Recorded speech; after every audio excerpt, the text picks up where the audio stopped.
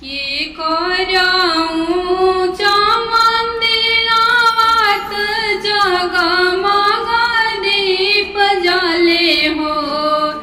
ललना की कर पतरी तिरियावायांगन बीचे लोटेली हो। ललना की कर पतरी तिरियावायांगन बीचे लोटेली हो। सोशिल देव की ऊंच महलिया जगमग दीप जले हो। ललना विपुल देव की पतरी तिरियावायांगन बीचे नाचली हो। ललना विपुल देव के पतरी तिरियावायांगन बीचे कूदेली हो। अरे आरी छोटा की ननदिया अपन बीरन भैया बोला लावा हो। अरे आरी नीरू ननदिया बीरन भैया बोला लावा हो।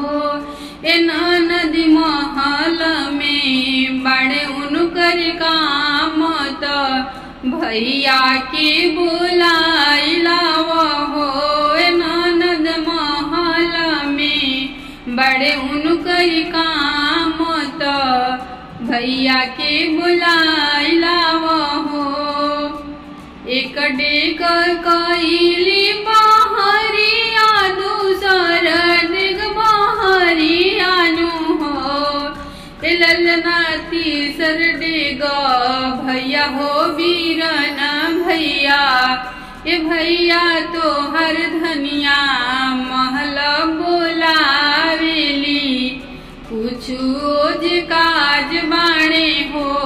भैया तो हर धनिया महल बोलावेली कुछ ओज काज बाणे हो। एक डेग धइली बहरिया दूसर डेग भितरिया नु हो। ललना तीसर डेग धन के पंजरवा कहो। धन का भैले हो धन काहे लगी महल बोलावेलू। हमार कौन काम बाड़े हो।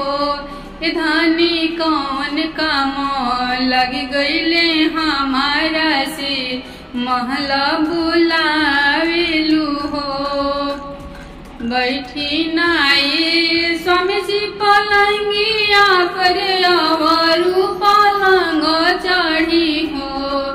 ए स्वामी जी आपन दुख कही सुनाई भी अवरु समुझाई भी हो।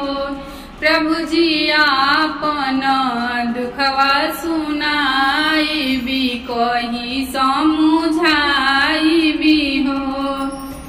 मड़ई तरहिते छवा देती लोगावा बटोर देती हो।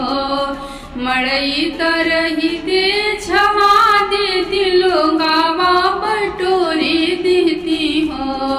ए धनियाए हमें तो मेहनत तुहार ऊपर परमेश्वर हो।